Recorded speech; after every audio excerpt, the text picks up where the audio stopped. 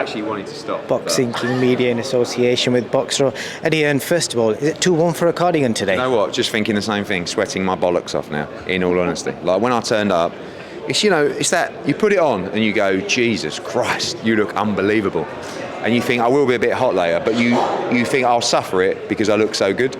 But now I'm here sweating under those lights, Some wet patches. You know the blue as well. If I take it off, you're going to see the old, so. Yeah, best keeping it on then. Let's get on to it. Conor Benn, I think you've built him up. You're saying, he's going to have to be a pay-per-view start at some point. The next fight, I think you've suggested it's going to be a big fight. Are you aiming for that to be a pay-per-view fight, or are you just going to see how this goes? I mean, listen, unless it's, a fight perhaps bigger. If we're talking about Danny Garcia, Mikey Garcia, Adrian Broner, these are part of your DAZN subscription, which is where we want to get to in terms of those big fights. They'd all be pay-per-view fights on Sky or another platform. But look, if he's fighting, down the line a Kell Brook or a Terence Crawford or an Errol Spence, that's something that you might have to use that model for. But Conor Benn is a huge star. We see it in our numbers, we see it across digital and social, and this is a really good fight. Like I said to Conor the other day, take it as a massive compliment that people are thinking this is an easy fight for you, because a year ago people didn't even rate you. Now all of a sudden you're fighting. See the size of Van Heerden. He's in unbelievable condition. Southpaw, first time in Conor Benn's career. Very tough man with strong will and a real sort of emotional drive in this fight as well. It's going to be a very tough fight for Chris Van Heerden in the first 3 or 4 rounds. If he can get through that stage, it's going to be really interesting. But Conor is looking razor sharp and wants to do a job on him. I spoke to Chris. He said he's bringing the heat. His nickname is the Heat, and he's willing to go toe to toe if it comes to that. He will. Listen, you've only got to talk to him. You know his story. Like this is everything to him. It's not someone that's going to come over and get hit to the body and take a knee after 4 or 5 rounds. This guy will give everything in there, and it will be brutal because if he's going to go late in the fight, he's going to have to come through tremendous firepower from Conor Benn and speed and sharpness and a real real brutality from him. But this is why I like the fight, because I know Van Heerden. Like I know what he's about, and it's going to be a proper challenge from a big welterweight. Quick mention on Adrian Broner. I think Michelle Phelps spoke to him last week. He said only 2 words. He said he's broke. I take it he's obviously not broke. Conor Benn's probably got more money than Adrian Broner in the bank, that's for sure. Look, we'd love to make the Broner fight. I've made him 2 offers now. He hasn't accepted them yet. Maybe he won't at all. But we'll go back and maybe reload after this fight. I like the fight. I'd love to bring Adrian Broner to the UK, so we'll see.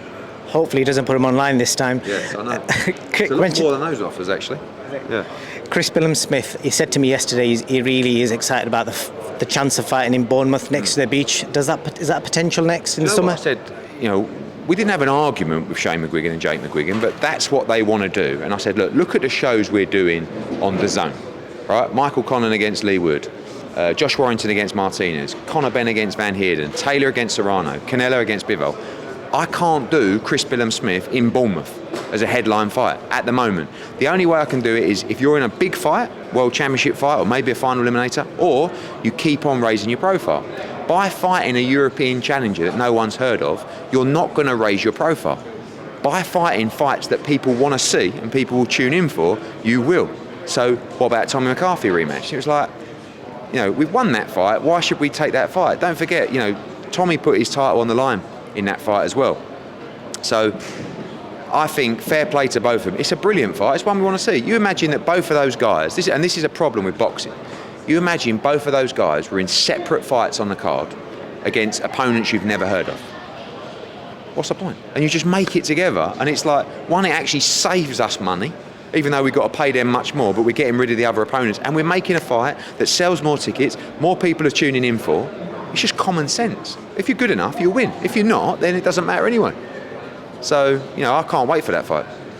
JJ Metcalf, have you got something against him? Because his next fight that you've got for him, that's 4 back-to-back wars. Look, he's got an easier fight. His opponent's actually quite tough, but an easier fight tomorrow to warm up for Leharaja. Wait, Kerman Leharaja against JJ Metcalf is an absolute bloodbath, right? In Bilbao, there'll be about 5,000 or 6,000 people there.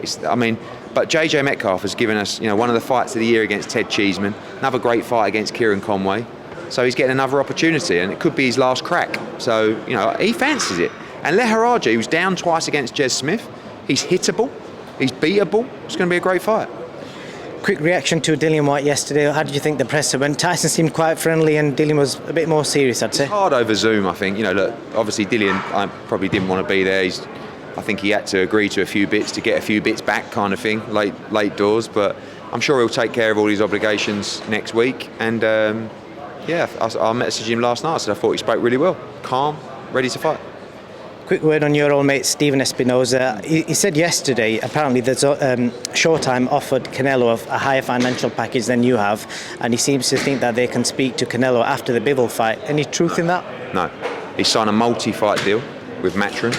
And also, don't believe that's true, but if it is true, what Stephen Espinosa said, how nice is that? That he chose me and DAZN over Showtime, even though Showtime were offering more money. What a massive compliment to Matchroom and DAZN. That is amazing.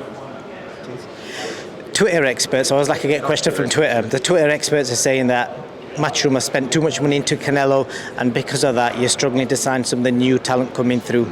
Your response to that, Eddie? Like who? What new talent coming through? Olympians, I don't know, Ben Whittaker, for example, I don't know, he's not decided yet. Ben Whittaker hasn't signed with anyone yet. We signed Galal Yafai, the gold medalist from the UK, the only male Olympic gold medalist. The only fighter that perhaps we should have signed, and I could have signed because he wanted to sign with me, was Keyshawn Davis, who I think is a tremendous talent. Price was too much. I just didn't, you have to run this like a business. You can't let emotion and the size of your manhood or the size you'd like it to be get in the way of making the correct business decision. For all these people, for Fraser Clark, for Lauren Price, whoever else, everyone came to us and said, if you pay this, they'll sign with you. So we either say yes or we say no. For Lauren and Karis, we had to say no. That was our offer. For Fraser Clark, I said to them, you have to take this offer from Sky. It's madness. We'll see what happens with Ben Whittaker. But we got, when you look at the finances of our business versus every other promoter, it's like talking about the shop on the high street compared to Tesco's. Like, we are 20 times, 100 times bigger than all of these other businesses. So we have more money than all of them.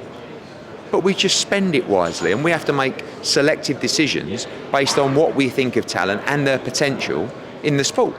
Sometimes we'll really invest, sometimes we won't. Not all times we'll get it right, but we have to stand by our decisions. Quick last couple to rush through. James Ali Bashir, his name's been mentioned as a potential person to join AJ in his camp. Any truth in that? I think AJ will continue to look at options and people that might bring something different or might benefit his training camp. Ali Bashir is a guy, obviously he's worked with Usyk before, so could be a wise mind in the corner as well. I don't believe there's been any decisions yet as to him or anybody else, but I'm sure that'll be incoming, and AJ will let everyone know. The Australia show, is that potentially still happening this summer? It will do. It will probably happen in September. So there's a few fights. Obviously, Liam Paro now is mandatory for Josh Taylor. He could end up getting a vacant title against Teofimo Lopez or Jack Catterall. We'd like to take that to Australia. We've got Brock Jarvis, you've got Ebony Bridges here, you've got Sky Nicholson, you've got Dempsey McKean. We're ready to attack the Australian market, and it looks like end of August, September, but more realistically September for our first Australian show. Last question for the boxing hardcores. Andy Cruz Gomez, I'm hoping you know who he is. Can Matchroom sign him and bring him to the UK? Again, that's a good example of someone where you have to look at the numbers. Andy Cruz is absolutely brilliant. All right? How sellable is he in any market? You've got to put so much investment behind Andy Cruz to get your money back or to make money, from the size of the shows that he could be involved in. But he's brilliant. The answer for me is I feel like he's not someone we'll be pursuing. But he's very, very good. Eddie, thank you so much for your time.